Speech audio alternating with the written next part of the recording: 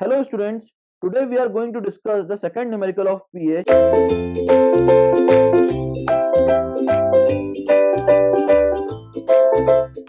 Question is, what will be the number of moles for 240 grams of calcium 2 positive? Now we need to determine the number of moles for 240 grams of calcium 2 positive. For that we need to determine the ionic weight of calcium. For finding the ionic weight, we need to determine the atomic weight by the charge present on that atom, that is the +2.